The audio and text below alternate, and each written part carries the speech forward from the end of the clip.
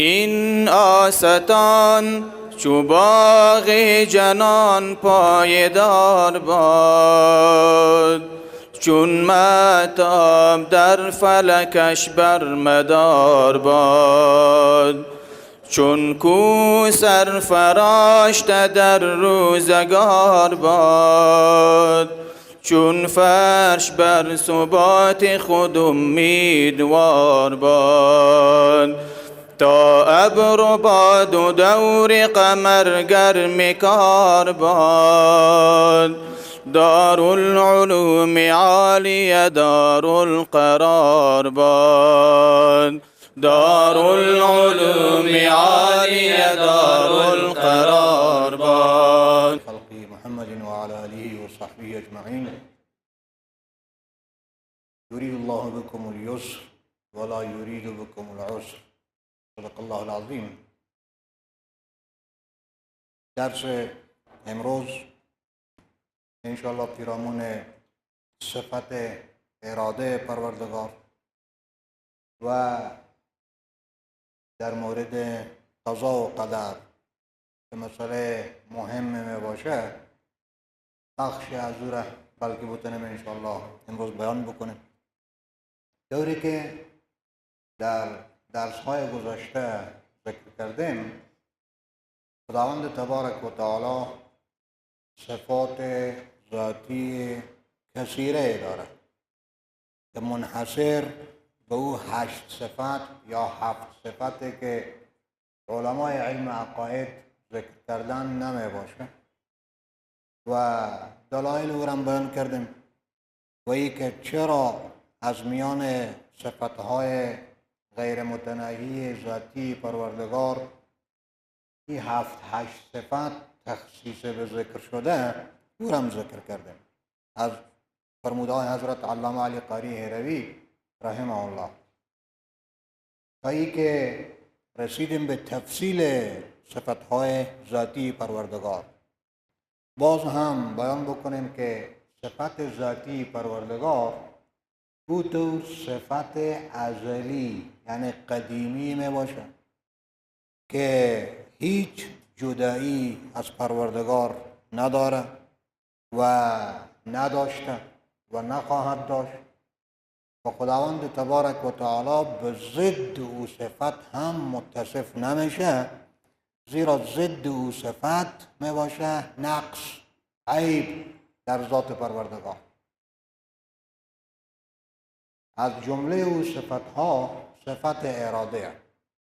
لیکن پیشتر از او بیان بکنیم که در ما و شما هم قدرت می باشه که از او تعبیر به نیرو میکنیم، توان و اراده هم می باشه، قصد خودخور به طرف یک چیز میلان دادن در ما و شما. این تعریف به اعتبار ما و شما.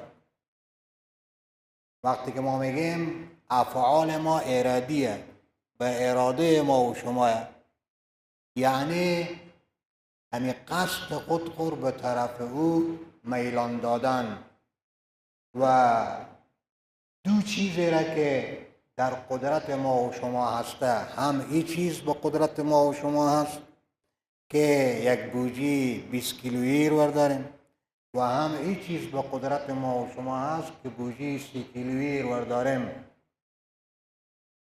هنگامی که صفت را ما میلان بدیم به طرف یکی از این دوتا و تعیین بکنیم یکی از این دوتا که همین رو برمیدارم، همون تو صفتی که تشخیص میده، تمییز میده، جدا میکنه همین دو مقدوره، دو چیزی را که به توان ما و شما میباشه به وجود به خاطر تحقق پیدا کردن، به خاطر موجود شدن در خارج، همون صفت در ما و شما اراده گفته میشه. یعنی به اساس اراده خود، به اساس اختیار خود ما و شما بوجی 30 کیلویی رو برمیداریم، با این که میتونستیم که بوجی 20 کیلویی رو برداریم. قدرت ما و شما هر دو تا در بر میگیریم، هم این چیزه و هم این چیزه، لیکن یکی تخصیص کردیم، همین چیزه. تمام افعال ما و شما ارادی می باشد.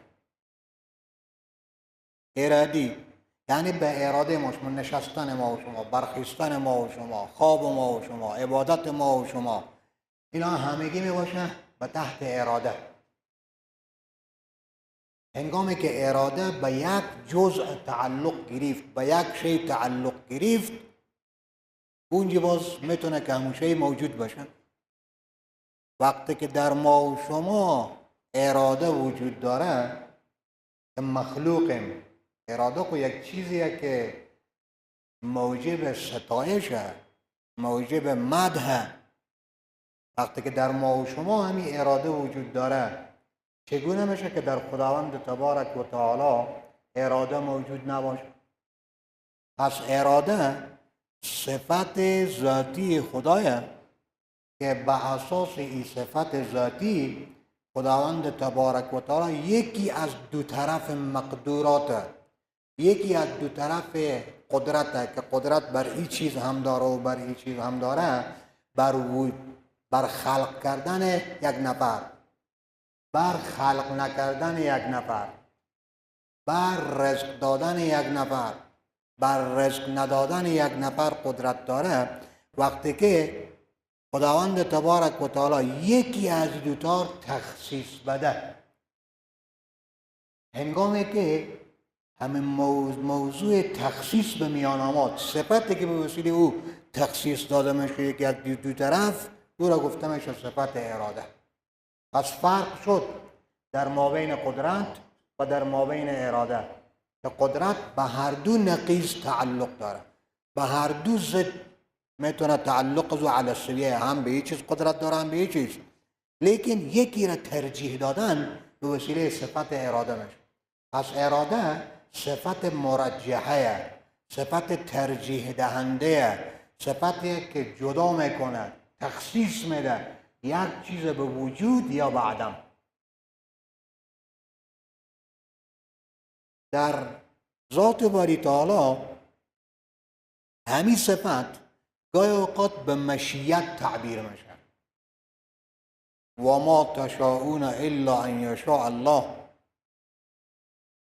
هیچ چیز شما نمیخواهید مگر که خدا او را بخواهد. از او تعبیر به مشیت میشه. و فعال لما یرید، انجام دهنده و خلق کننده او چیزیه که اراده خدا رفته باشه. اراده و مشیت در نزد حضرات علما رحمهم الله نسبت به خداوند یک چیزه، یک صفت، لیکن چون تعبیرها مختلفه به خاطر در کتب عقاید هم اراده ذکر میشه و هم مشیت ذکر میشه. علی قاری هروی رحمه الله، عالم بزرگوار شهر ما و شما رحمه الله، اونا میفرماید که نسبت با ما و شما اراده و مشیت فرق میکنه. این هم به زبان عربی اصلا به اعتبار حکم فقهی اصلا یکیه که نفر بگه اردت طلاق امرأتی، اردت طلاق که به خانم خو بگه. یکیه که بگه شئت طلاق که. فرق میکنه دو لفظ با هم دیگر. اگر بگه اردت طلاق که طلاق واقع نمیشه. اگر بگه شئت طلاق که طلاق واقع میشه. چرا؟ به خاطری که شئتو از مشیت از شیء گرفته میشه بانی وجود موجود. پس معنای شئتو طلاق که بانی اوجدتو طلاق که ما متحقق کردم طلاق تو را، با وجود آوردم طلاق تو را، یعنی طلاق دادم نه. پس در زبان عربی نسبت با ما و شما که این لفظ اختیار بکنیم در مسائل فرعی فرق داره، اراده و مشیت، لیکن نسبت به پروردگار اراده و مشیت فرق نداره با هم دیگر. اراده خدا همون مشیت خدا، صفت تخصیصی پروردگار تخصیص میده یکی از دو طرف قدرت، ولیکن با این وجود حضرات علما رحمهم الله میفرمایند یکی ترتیب تعلقیه، یعنی با کدام چیزی که قدرت تعلق بگیره به همون چیز اراده میتونه تعلق بگیره. اراده بالاتر از قدرت به چیز تعلق نمیگیره. بیشتر در جلسات سابق بیان شده بود که قدرت به واجبات، به ممتنعات، به هیچ چیزا تعلق نمیگیره، بلکه به ممکنات تعلق میگیره. خواه ممکنه موجود باشه، خواه ممکنه معدوم باشه. پس متعلق اراده هم میباشه همین ممکنات. به واجب تعلق نمیگیره، به معدوم یعنی به محال و ممتنع تعلق نمیگیره. یعنی اینطور نمیشه که خداوند تبارک و تعالی اراده بکنه نیستی خود را، خداوند تبارک و تعالی اراده بکنه یک شیء محال را، شیء ممتنع را. این تو چیز شده نمیتونه. پس به هر چیزی که قدرت خدا تعلق میگیره به همون چیز اراده خدا تعلق میگیره. ولیکن ترتیب چگونه؟ اول چیه؟ بعداً کدام صفت تعلق میگیره و بعداً کدام صفت. حضرات علمای عقاید رحمهم الله میفرمایند که در قدم اول علم خدایه، که علم خدا تعلق میگیره به هر چیز، لیکن به اعتبار ممکنات میگیم که مثلا به خلق زید علم خدا هست بی که انشاءالله یعنی خداوند تبارک تعالی که بقایه به همین شخص فرزند عطا بکنه. علم خدا از ازل آمده که هنگامی که این نفر ازدواج بکنه به اون فرزند بده. این علم خدا. پس علم خدا در قدم اول به همین اعتبار اراده خدا باز به وقت مخصوص تعلق میگیره. به همیشه اراده خدا تعلق میگیره به این که فرزند به وجود بیاد. سپس به اساس قدرت خود، به اساس توان خود، خداوند تبارک و تعالی برای همین شخص یک فرزند عطا میکنه. یعنی به اعتبار تعلق، یعنی وقت تعلق تفصیلا که بگیریم، قدرت بعد از کیه؟ بعد از اراده میباشه. اراده پیشتر تعلق میگیره به همون شی، به رزق دادن، به وفات دادن، به حیات دادن، به ثروت دادن، به فقیر کردن، به ذلیل کردن، به هدایت کردن، به گمراه کردن. بعداً باز به اساس قدرت که هم برای چیز قدرت داره هم برای چیز همون چیز موجود میکنه. مجملاً که بگیریم مثل یک رپک چشم، یک پلک زدن، همگی از اینا به یک لحظه موجود میشه. علم خدا، اراده خدا و به اساس قدرت خدا همین چیز موجود شدن. دلیل از برای که برای خداوند تبارک و تعالی صفت اراده هست، یکی همین موضوعه که همین دنیا که ما و شما ببینیم، عقل انسان باورمند میکنه به که حتما باید همین صفت اراده در خدا باشه. زیرا این نظم، این ترتیبی که در این جهان هستی موجود میباشه و اساس ارتعاش و اضطرار و فلان نمیاد. ضد صفت اراده اضطراره، مجبوریت، ناخواسته یک چیزی از او صادر شدن، مثل حرکت های ارتعاشی.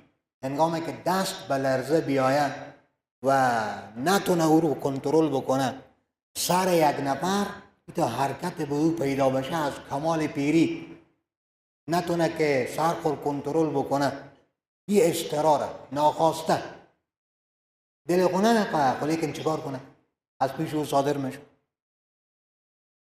حاله این خب بالکل فکر کنیم یک صفحه شطرنج که ما و شما در نظر بگیریم، ترتیبی که در مابین مهره ها می باشه و عقل همیر میگه کمی تو ترتیبه ای به اساس اراده صورت گرفته. یک نفر با اراده و صاحب اراده این مهره رو به اینجا گذاشته، این مهره رو به اینجا گذاشته و این مهره رو به اینجا گذاشته. خورشید به یک طرف گذاشته، مهتاب به دیگر طرف، ترتیب در مابین نجوم و ستاره ها و به این ترتیب در مابین نظام شب و روز و او امور دیگه که موجود میشه. اینا همگی ترتیباتی که در زندگی ما و شما موجود میشه، اینا همگی یعنی چیزایی که به اختیار ما هست یا نیست، همگی به اراده پروردگار. زیرا اگر اینطور بگیریم که اراده نباشه، خود ضد اراده نباشه استقرار، بخوای یا نخوای پیش او صادر شدن و دست یک نفره که دست او میلرزه، حرکت ارتعاشی داره، چند تا مهره رو بدیم ایر به چی نکنه میتونه دست همه میفته که به این طرف میباشه که به این طرف میباشه. پس ترتیب به این نظم کلی واز در تمام عالم این تقاضای ثبوت صفت اراده در پروردگار میکنه. همچنین شخص به اساس اراده خود مدح میشه. نماز را که به اراده خود بخوانه، به اراده خود یک کار نیک بکنه، او مدح میشه، او قابل ستایش میباشه. حتی اگر به زور به سر او یک کار باشه، او قابل مدح نیه، به زورکی همی کار کرد. چی برسه به اضطرار، چی برسه به غیر اختیاری بودن فعل او. در صورتی که افعال ما و شما اضطراری باشه، یعنی خواسته یا ناخواسته همون چیز از ما و شما صادر باشه. مثلا طور مثال نفس کشیدن یک چیزیه که تقریبا او اضطراریه، یعنی گاهی اوقات به فکر ما و شما نیه که این نفس بیرون میشه و داخل میشه، دم و بازدم صورت میگیره. به اساس این نفس کشیدن ها کس مدح نمیشه. بعض کارهای دیگه که اضطراراً از یک نفر موجود میشه، در این شکل او، در این جسم او، در این فلان، او حمد و مورد ستایش قرار نمیگیره، چون به اختیار او نیست. چیزی که به اختیار او بود، از اختیار او و اراده او صادر شد، امور نیک او به او اساس مدح میشه. ما میگیم الحمدلله رب العالمین، حمد از برای پروردگار جهانیان، از برای کسی که خلق کرده، از برای کسی که این نظام نهاده. وقتی که حمد میگیم، ستایش میگیم، خب معلومه که باید یک اراده در کار باشه که همین نظام بخشیده. پس حمد خدا هم بر افعال او تقاضای ارادی بودن افعال او را میکنه که صفت اراده با پشت سر افعال میباشه. به همین ترتیب اگر در خداوند تبارک و تعالی اراده نباشه، معاذالله، بلکه اضطرار باشه، مجبوریت، این مثل چیه؟ مثل خورشید. خورشید بخواه یا نخواهد، از او ضوء، از او تابش، از او اشعه، از او نور ظاهر میشه، بخواه یا نخواه. کس خورشید مدح نمیکنه. حرکات ارتعاشی یک نفره، لرزه که به سر او یا به دست او موجود شده، او را کس مدح نمیکنه. پس اگر در خداوند اراده نباشه، معاذالله، ضد اراده باید باشه که او میباشه اضطرار، بخواه یا نخواه. و اضطرار پیشتر گفتیم که او در خداوند تبارک و تعالی عیبه، چنانچه که در ما و شما عیبه. میگه این مرض ارتعاش به پیدا شده، سر از این میلرزه، دستی میلرزه، حتی سم کرده نمیتونه، رسامی سم و صحیح و درست کرده نمیتونه. در ما و شما یک مرضه، در ما و شما یک عیبه اگر موجود باشه، خدای نکرده. پس در خداوند تبارک و تعالی و اضطرار به طریق اولا عیب میباشه. ضد اضطرار اراده ما پیشتر بیان کردیم که یکی از این دو نقیض باید باشه. اضطرار و عیب، خداوند مقدس از خودی عیب، پس میبایست که حتما اراده در خداوند تبارک و تعالی باشه. اگر اراده نباشه برتری مخلوق نسبت به خالق میاد در این صفت. یک کسی که یک صفت داره تا به او شخصی که او صفت نداره خب برتر میباشه نه. یکی خطاط هست یکی نیه، یکی عالم هست یکی نیه، یکی حافظ هست یکی نیه. او کسی که حافظ تا او کسی که حافظ نیه خب نمیباشه برتره. او کسی که عالم تا او کسی که علم نداره برتره. او کسی که سواد داره تا او کسی که سواد نداره برتر میباشه. لحاظا اگر در بنده که میبینیم همگی افعال ما و شما به اراده و اختیار ما و شما هست، این صفت هست، در خداوند تبارک و تعالی نباشه برتری مخلوق از خالق میاد. حالا که به هیچ نحوه، نه به اعتبار ذات، نه به اعتبار صفات، نه به اعتبار شؤون، نه به اعتبار امور، هیچ نحوه بنده برتری بر پروردگار نداره. پروردگار بالکل بر پروردگار هیچ برتری نداره. پس همین دلایل عقلی تقاضا میکنه که در خداوند تبارک و تعالی این صفت اراده باشه. لیکن حضرات علما رحمهم الله میفرماید ما و شما دو نوع اراده داریم، یعنی دو وجهه از برای اراده میباشه. یکی اراده تکوینی، یعنی دو صنف، دو بخش. یکی اراده تکوینیه در پروردگار، خدا اراده میکنه او خلق میشه. این اراده تخلیقی میگن، یعنی خلق خدا، تخلیق خدا و آفریدن پروردگار به اساس می اراده. همگی مکونات، همگی عالم به اساس همین اراده به وجود میاد. اراده تکوینی، اراده تخلیقی. اگر ضلالت و گمراهیه به اساس همین اراده تکوینیه. اگر هدایت به اساس همین اراده تکوینیه. اگر می باشه غنا به اساس همین اراده تکوینیه. اگر می باشه خود فقر به اساس همین اراده تکوینی. هر دو ضد در که ما و شما مشاهده میکنیم، خوبی و خرابی، قباحت و حسن، بلندی و کوتاهی، فلان و فلان، ایمان و کفر، دگه و دگه، همگی به اساس اراده تکوینی پروردگاره. یعنی که خداوند خواست فلفو به اساس قدرت پروردگار او تحقق میابه و موجود میشه. پس نسبت به همگی عالم اراده تکوینی میباشه. یکی اراده تشریعیه که اراده تشریعی به معنی امر پروردگار، یعنی خداوند میخواه که یک چیز را مشروع بگردانه، یک چیز را به او امر بکنه. و به اینجی مثلا در خود آیه میآید که یرید الله بکم الیسر ولا یرید بکم العسر. خداوند به شما اراده یسر داره. یعنی چه؟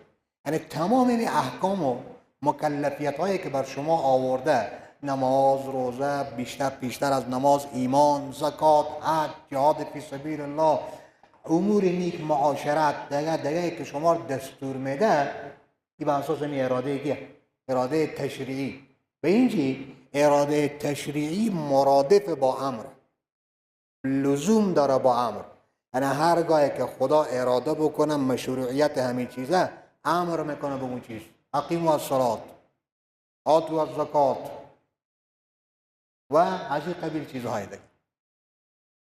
این دو صنف اراده. پس اراده تکوینی نسبت به همگی، قبائح و غیر قبائح، شرور و خیر، شر و خیر، هدایت و ضلالت، هر چیزی که در دنیا ما و شما میبینیم از ازداد به یکی این چیزه، به یکی ضد او میباشه، اینا همگی به اساس اراده تکوینی پروردگاره، نه به اساس تشریع. اراده تشریع فقط در مکلفیت ها میاد، در اوامر پروردگار میاد.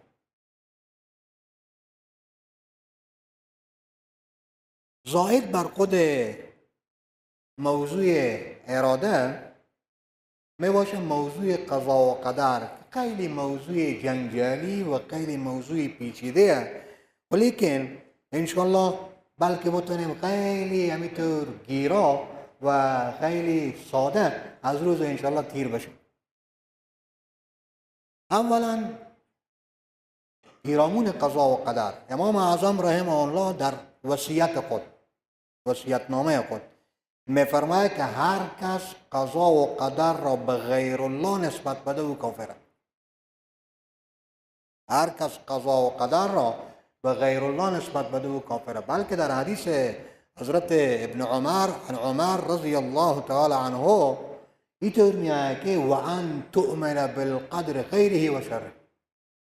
یکی از جمله لوازم ایمان یک نفر همیه که به خود قضا و قدر، به خیر و شر، که خیر هم به تحت خود فیصله پروردگاره، شر هم به تحت فیصله و اراده پروردگار می باشه، شما ایمان بیارید.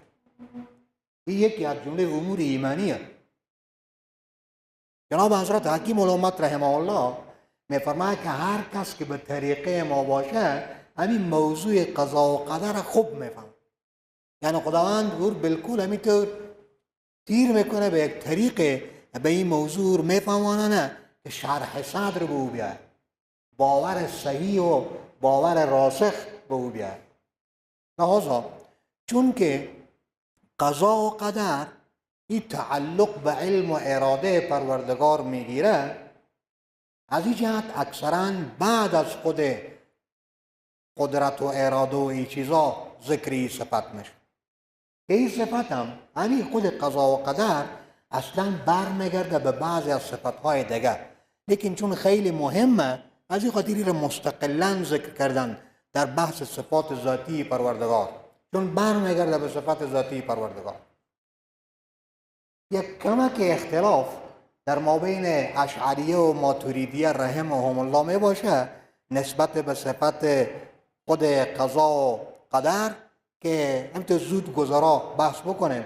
قدر در نزد ماتوریدیه رحمهم الله می باشه علم ازلی پروردگار به حالات و صفات اشیا، همین مخلوقات. حالا ما شما همین انسان ها یک در نظر بگیریم، همین انسان ها صفاتی حالاتی چگونه می باشه در مابعد علم ازلی پروردگار به حالات بنده طور تخصیص بگیم، به صفات بنده، به کردار بنده، به اقوال بنده در مابعد، این که در ازل به چیزهای مابعد او علم داره، این را گفته میشه قدر خدا. پس قدر برمیگرده به علم پروردگار. قضای پروردگار عبارت از ایجاد و خلق و پیدا کردن همین اشیاء به اون حالات و به اون صفات که در ازل به او علم داره پروردگار و داشته پروردگار، که این برمیگرده به صفت خود فعلی پروردگار. ذهن هم میگه طرف باشه، به صفت فعلی پروردگار برمیگرده. یعنی خدا خلق میکنه او چیزی را که در ازل اطلاع و علم بر او داشته نسبت به حالات و گفتیم کردار و اقوال و منش و روش یک نفر، او را خلق کردن. این با صفت فعلی شد، برمیگرده به صفت فعلی، همین خود قضا، فیصله، اجرا کردن و نافذ کردن یک چیز. و هرچی که اشعری های رحمهم الله اونا میفرماید که قدر عبارت از ایجاد اشیا به یک صفات و به یک حالات خاصی که در ما قبل به او علم داشته پروردگار. یعنی قدر میبرن به صفت فعلی. قضا چیه؟ اراده ازلی پروردگار که خداوند در ازل اراده کرده که همین چیزها موجود باشه، همین چیزها به وجود بیاد در مابعد.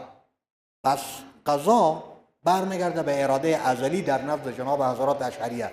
لحاظا چنانچه که بیشتر گفتیم همین قضا و قدر همگی از اینا دائر در مابین علم و تخلیق و اراده.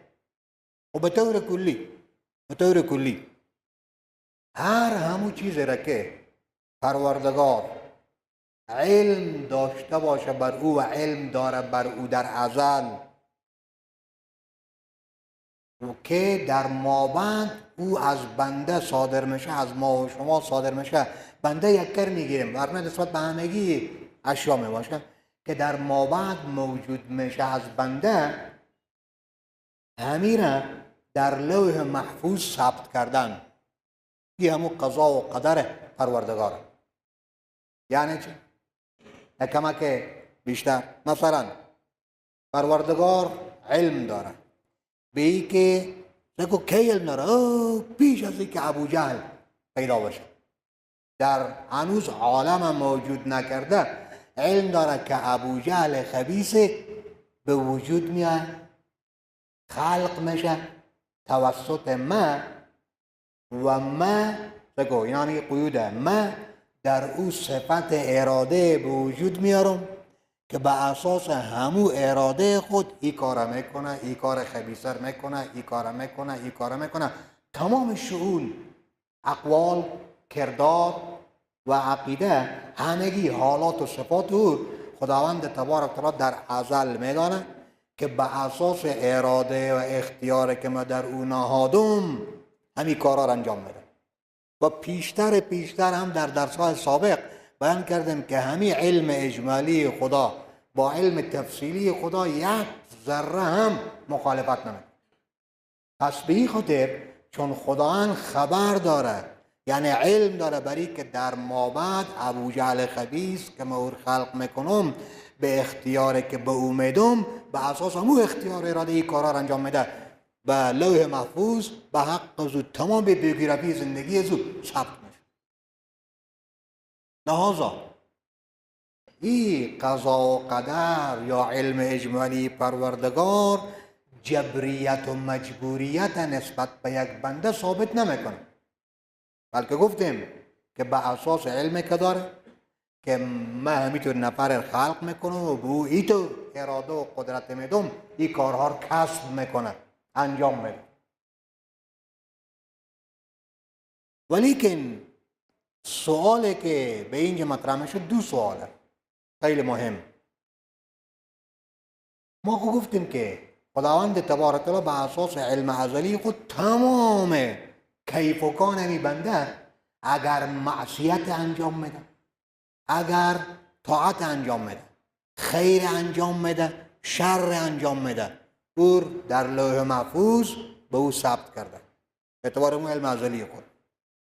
آیا تقدیر و اندازه کردن شرور، قبائح، بدیها، معصیتها از جانب پروردگار این منافی با شأن پروردگار نیه؟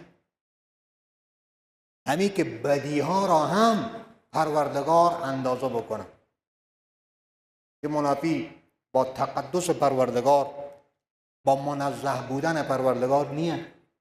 یک سوال. دوم، وقتی که پروردگار نسبت به یک کس کفر رقم زده، نسبت به یک کس در ازل قماربازی و شرابخوری و زنکبازی و فلان رقم زده، آیا همین نفر نسبت به خود این معصیت که انجام میده این مقصر شمرده باید بشه و مقصر شمرده میشه و خدا رقم زده به حق او؟ اگرچه که همگی جواب این سوالات به یک قید ما رفع شد. اگه یاد شما باشه که خداوند تبارک و تعالی خو مهر نمیکنه به حق او که من اجباراً بر تو همین چیز انجام میدم، در تو موجود میکنم. نه، در تو اراده میگذارم که به اساس او اراده تو خود کسب میکنی، یعنی فعل ارادی تو. مثل قوت بینایی در ما و شما گذاشته پروردگار که به اساس او هم میتونیم چیزهای خوب نظر بکنیم. دیده ما به خود قرآن عظیم و شان، احادیث پیغمبر خدا علیه السلام و مباحات دیگه وقته هم میشه که خدای نکرده یه قوت بندازیم به طرف و تعلق بدیم به کارها و همچنین امور غلط، بدنگاهی باشه، بدنظری باشه و فلان باشه. ولیکن باز هم چون همین دو سوال نسبت به قضا و قدر پیش میشه، به اینجی 3 مذهب و 3 عقیده و نظریه می باشن. یکی نظریه خود معتزلی ها، همینطور نظریه که امروزه برخی اور پرورش میدن، نظریه اعتزال معتزلی ها که عقل پرست می باشن بجای خدا پرست. پسندی عقل پسندی چی که عقل پرستی گرفتن. یک. دوم نظریه جبریه ها، کسانی که انسان عروسک تلقی میکنند. سوم نظریه اهل السنت والجماعه رحمهم الله و کسرهم الله تعالی که این دائره در مابین افراط و تفرید، معتدل نظریه، نه به مثل نظریه خود معتزلی ها، نه به مثل نظریه جبری ها که یکی در غایت افراط، زیاده روی، غلو و دیگری در نهایت خود تفرید و تقریبا کمروی و این چیزا می باشه. اولا نظریه معتزلی ها، حالا میخواد که از این دو اشکال خود بیرون بکنن، از این دو مشکل بیا یک راه گریز وقوع پیدا بکنن. چی میگه؟ میگه که افعال بنده، امورات بنده دو قسم امورات، دو قسم افعال داره بنده. یکی افعال اختیاری، دیگری افعال غیر اختیاری. بنده دو قسم افعال داره، اختیاری غیر اختیاری. دو قسم امور داره، اموری که به اختیار او هست، اموری که به اختیار او نیست، خارج از اختیار او میباشه. نسبت به اموری که خارج از اختیار او میباشه خداوند خالق اویه. مثلا همین زیبایی که به یک نفر میده، قباحت به یک نفر میده، بلندی قامت، کوتاه قدی، فلان فلان، این چیزهایی که به اختیار نفر نیست. اینا رو گفته میشه امور خلقی. تخلیق میتونه شده، به اختیار او نمیباشه. این خالق این امور خدا میباشه. و هرچه که نسبت به امور اختیاری و افعال اختیاریه، همین طاعت و معصیت بگیریم خلاصه از اون گپ به سر همین میباشه. ورنه نشستن، ایستادن، خوابیدن، دراز کشیدن، خیستن، نشستن، اینا همه یک است امور اختیاری. امور اختیاری بنده همگی میباشه مخلوق خود بنده که اصلا سخن به سر همین دوتا، طاعت، معصیت. اگر نماز میخونه، روزه میگیره، کار خوب میکنه، قربت میکنه، طاعت میکنه، عبادت میکنه، این هم خالق او بنده میباشه.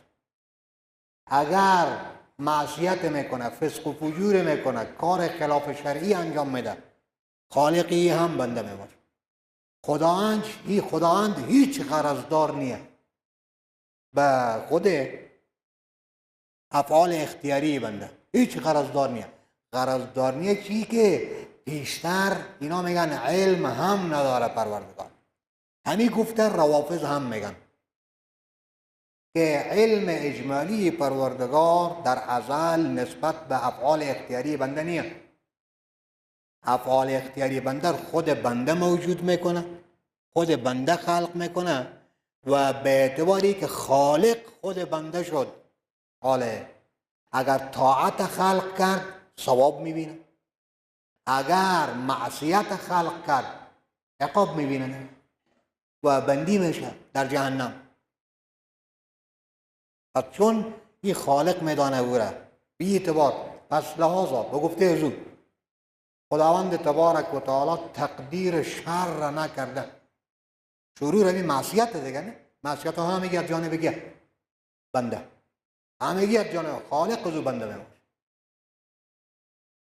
لحاظا برمیگرده به طرف قضا و قدر که خالق معصیت خود بنده، بر معصیت بنده خداوند تبارک و تعالی اطلاع نداشته و این خود بنده که این موجود میکنه، بعدا خدا اطلاع پیدا میکنه.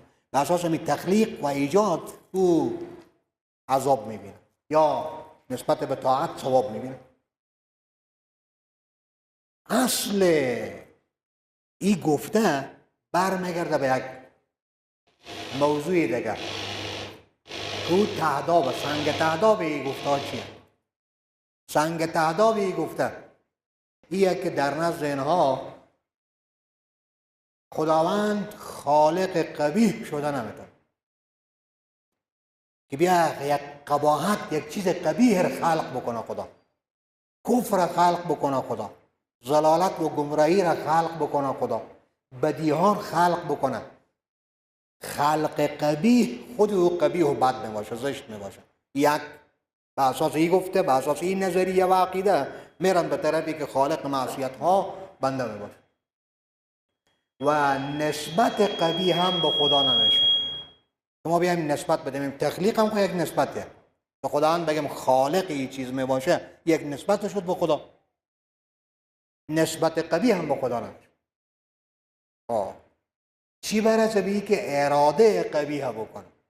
اراده قبیح خدا نمیکنه، اراده کفر خدا نمیکنه. اینا میگن اراده معصیت، فسق و فجور و دگودر خدا نمیکنه.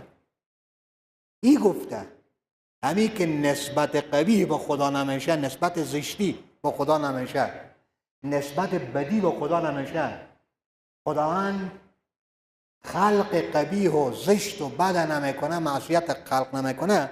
این برمیگرده باز به یک اصل موضوعی دیگه، و اویی که اراده خدا یعنی امر خدا. اراده خدا نسبت به یک چیز یعنی رضای خدا. اینا اینطور میگن هر چیزی را که خدا اراده بکنه یعنی امر کرده خدا او را، به او چیز امر کرده. خدا به کفر امر نمیکنه، خدا به زنا امر نمیکنه، خدا به دزدی و چور و چپاول امر نمیکنه. پس وقتی که اراده و امر یکیه، یعنی خدا اراده خود دزدی و کفر و چور و چپاول و قصب و غارت و قتل بیجا و فلان نمیکنه. اراده خدا یعنی رضای خدا. خداوند کی راضیه به کفر یک بنده؟ خداوند کی راضیه به فسق و فجور یک بنده؟ اینا اینطور میگن که اراده یعنی امر، اراده یعنی رضایت پروردگار نسبت به یک چیز. پس چون راضی نیست از کفر و معصیت، چون خداوند تبارک و تعالی امر نمیکنه به کفر و معصیت، پس اراده نمیکنه. اراده که نکرد، اراده گفتیم صفت مرجحه و مقصصه دیگه، پس خداوند تبارک و تعالی خلق قبیح و معصیت نمیکنه. وقتی که خلق معصیت خدا نمیکنه، پس بنده خالق معصیت شد. به اساس او معصیتی که بنده او خلق میکنه یه عذاب میبینه. چرا این معصیت خلق کردی؟ چرا کفر خلق کردی؟ چرا زنا و فلان و فلان و فلان خلق کردی؟ این نظریه ایمان. ولیکن این نظریه و همچنین قولی که بر این نظریه بنا میشه در اخیر که خالق طاعت و معصیت بنده باشه، هر دو باطله. اولا نسبت به قطع نظرت همو تعداب بعدا رد میکنیم انشالله. نسبت به ای که بنده خالق افعال اختیاری شده نمیتونه. چرا؟ به خاطر ای که اولا اگر بنده خالق افعال اختیاری خود باشه، پس مرتبه بنده از مرتبه خدا خیلی بالاتر شده. خدا فقط او را موجود کرد، یعنی یک چیز موجود کرد، همین بنده موجود کرد. همین بنده هزارها و میلیونها چیز باز موجود کرد. پس بنده ها نسبت به افعال بنده ها، نسبت به گفتار بنده ها خیلی کمتره ده. لحاظا یک برتری بنده به اعتبار خلق، خدا یکی خلق کرد، یک بنده که بگیریم او هزارها چیزه، میلیونها چیزه او خلق کرد. دیگه ای که اگر بنده خالق افعال اختیاری خود باشه، تعدد خالق ها می آید. هزارها خالق، میلیونها و میلیاردها خالق موجود شد. کسی که دو خالق او بیا نظریه داشته باشه کفره، چی برسه به میلیونها و میلیاردها خالق. لیکن با این وجود یک چیز در نظر شما باشه که با معتزله حکم کفر نمیشه. دلیل رو باز بعداً بیان میکنم. این لازم قول یک کسه. از این که لازم قول یک کس یک چیز باشه تا هنگامی که همون لازم نپذیره تا به هنگام حکم کفر به او نمیشه. خب میگذاریم از این. اگر یک کس خالق افعال خود باشه، خالق شی مالک شی، خالق شی مالک شی، خالق آسمان ها و زمین پس مالک آسمان ها و زمین، خالق انسان مالک انسان، و هیچ وقت این ملک تغییر و تبدل در روز نمیاد. حالان که بنده کی مالک افعال خود خواهد باشه، کی مالک اقوال خود خواهد باشه، مالک اعضای خود نیه، چی برسه به که مالک کی باشه؟ مالک اقوال و مالک افعال خود باشه. دیگه ای که خداوند چی میفرماید؟ همین گفتی از اینا مخالف با اون چیزی که خدا میفرماید، و ما تشاءون الا ان شاء الله رب العالمین. شما نمیخواهید اون چیزی مگر ای که خدا بخواهد. پس خواسته ما تابع خواسته پروردگار میباشه، اراده ما تابع اراده پروردگار. خود خدا میفرماید که از ابوجهل کفر اراده شده، از فلانی معصیت اراده شده، از فلانی طاعت و عبادت و تقوا و پرهیزگاری اراده شده. به طبق اراده پروردگار این بنده همون چیزه پیش میبره. حاله وقتی که خدا میفرماید و ما تشاءون الا ان شاء الله رب العالمین، تو به ضد او میگی. بلکه ابوبکر صدیق رضی الله عنه میفرماید که لو اراد الله ان لا یعصى ما خلق شیطان. اگر خداوند اراده میکرد که معصیت و نافرمانی او نشه بالکل در روی هستی، در زمین، در عالم، پس شیطان خلق نمیکرد. زیرا اولین خبیث، اولین کسی که معصیت و نافرمانی پروردگار کرده همین شیطانه دیگه. همین به یک دیگه یاد داد، تکبر و حسد و قتل و فلان و فلان و فلان، همین یاد داده، نافرمانی رو یاد داده. پس در این مورد چی میگه اینا؟ بلکه همگی گفته ها برمیگرده به که راه گریز داشته باشه از همین مشکل که معصیت خداوند تبارک و تعالی چگونه میتونه که در حق یک نفر اراده بکنه. خب مشکل همین بود دیگه که قبیح چگونه میتونه اراده بکنه، قبیح چگونه میتونه تقدیر بکنه، یعنی قضا و قدر پروردگار به او تعلق بگیره. خب به خاطر گوری از این مشکل چرا باز عام رفت بر معتزله اشکال میشه، چرا باز عام رفت که خالق تمام افعال اختیاری اعم از طاعت و معصیت. و یک معصیت میگه چرا باز رفتی به طاعت؟ این اشکالاتیه که بر خود مذهب معتزله وارد میشه، علاوه بر که خالق یک کس، خالق یک چیز عالم به اون چیزه، هم به علم اجمالی هم به علم تفصیلی. اگر بنده خالق افعال اختیاری خود باشه پس باید عالم به علم تفصیلی بر افعال خود باشه. اعمال ما و شما از این تا در مسجد میریم خبر نداریم چند قدم برداشتیم، بلکه به فکر ما و شما نیه. خیلی کارهای دیگر به فکر ما و شما نیه، همین امور ظاهری به فکر ما و شما نیه، اطلاع بر او پیدا نمیتونیم بکنیم. اگر قرار باشه قدم‌ها خود بشماریم سر ما میخوره به سنگ، به یک جای دیگه تصادف میشه. چی برسه به که این عضلات، شارک‌ها، مفاصل داخلی که قبض و بسط صورت میگیره در او، به او قبل کل نفر علم و اطلاع پیدا نمیکنه. اولا یعلم من خلق، کسی که خالق باشه او عالم هم میباشه. تو که میگی من خالق افعال اختیاری خود میباشم، گمی تفصیل زور تو نوشته بکن، آیا علم داری بر افعال اختیاری خود؟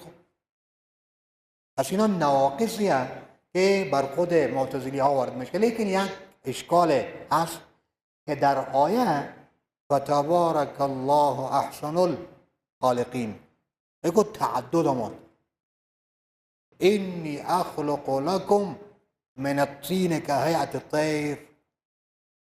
اینجا نسبت خلق با بنده شد،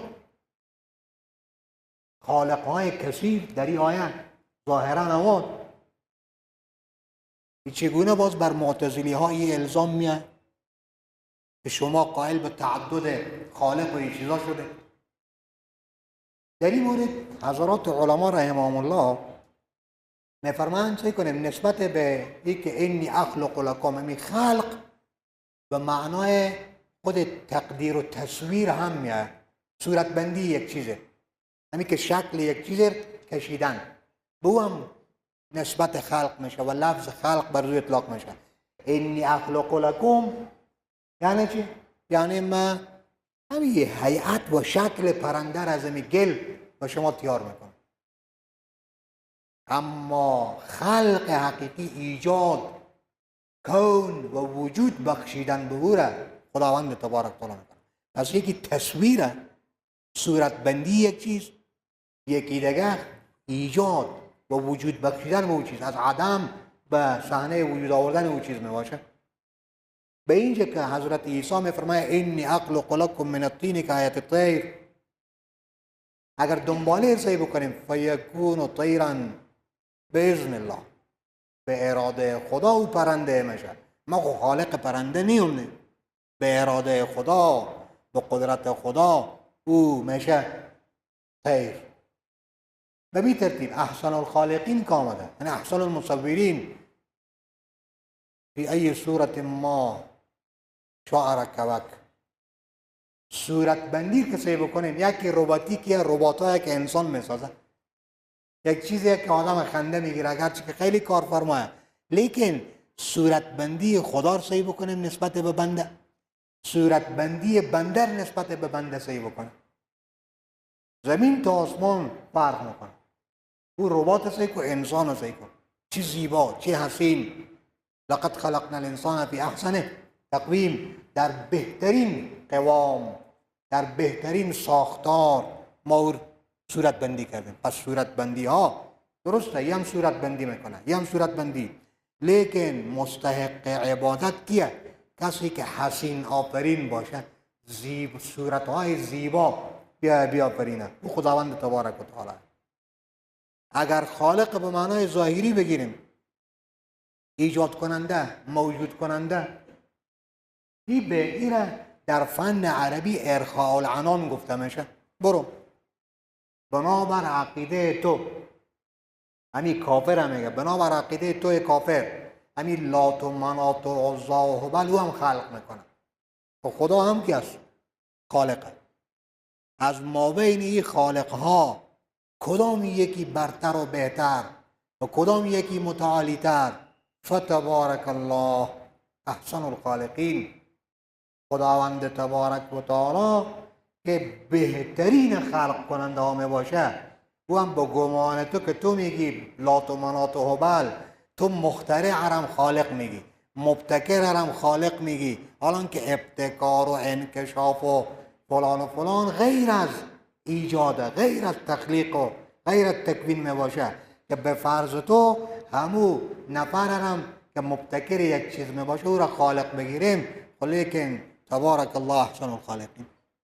لذا نسبت ها به اینجا یا به معنای تصویر و صورت بندیه یا به معنای مجازی خود خود ارخاء العنان. بیا مهار می نفر یک کمک یله بکنیم، با او یک چند قدم را بریم، بعدا از گفته خود او بر او چکار کردن؟ رد کردن. این خلاصه خود نظریه معتزلی ها و رد بر گفته معتزلی ها. اما ای که خلق قبیح می باشه یا نسبت شرور به پروردگار، او رو باز انشالله در مراحل اخیر هنگامی که عقیده مبارکه اهل سنت والجماعت بیان میکنیم به اونجا بیان میشه. بس وصلی الله تعالی علی خیر خلقه محمد و علی آله و صحبه اجمعین.